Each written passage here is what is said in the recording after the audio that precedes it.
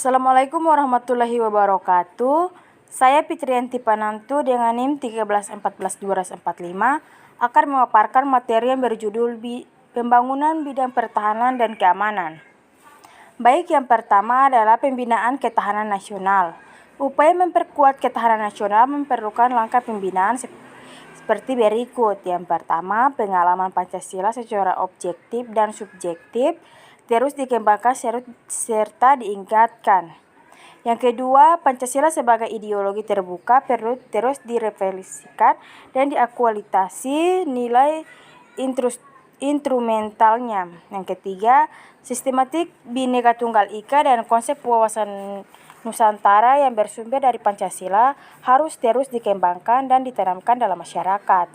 Yang berikut, Pancasila sebagai pandangan hidup bangsa dan dasar negara RI harus dihayati dan diamalkan secara dengan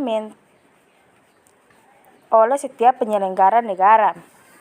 Yang berikut, pembangunan sebagai pengamalan Pancasila harus menunjukkan keseimbangan antara fisik, material, dan mental spiritual.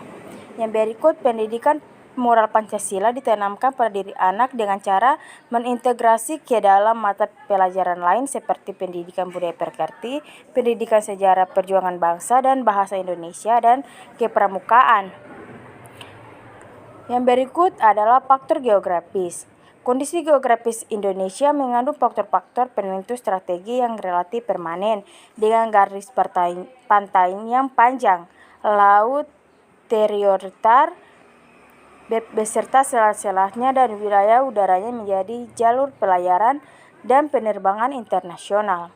Yang berikut, penduduk adalah sekelompok manusia yang mendalami suatu tempat atau wilayah, ataupun faktor penduduk yang mempengaruhi ketahanan nasional adalah sebagai berikut. Faktor yang mempengaruhi jumlah penduduk, jumlah perubahan karena kematian, kelahiran pendatang baru, dan orang yang meninggalkan wilayahnya. Yang berikut adalah faktor kekayaan alam. Kekayaan sumber-sumber alam sebenarnya terdapat di atmosfer, permukaan bumi, laut, perairan, dan dalam bumi. Sumber-sumber alam sesungguhnya mempunyai arti yang sangat luas. Di Indonesia terkenal sebagai negara yang mempunyai sumber-sumber alam yang berlimpah ruah. Yang berikut, faktor ideologi. Negara berarti sebagai guiding of principles atau prinsip yang dijadikan sebagai dasar suatu bangsa. Ideologi adalah pengetahuan dasar atau cita-cita. Ideologi merupakan konsep yang mendalam mengenai kehidupan yang dicita-citakan serta yang diinginkan diperjuangkan dalam kehidupan nyata. Yang berikut, faktor politik.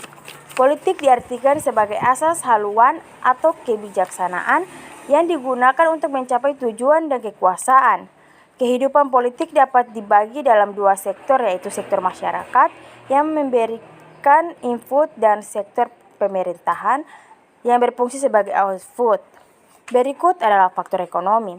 Kegiatan ekonomi adalah seluruh kegiatan pemerintah dan masyarakat dalam pengelolaan faktor produksi dan distribusi barang, jasa untuk kesejahteraan rakyat.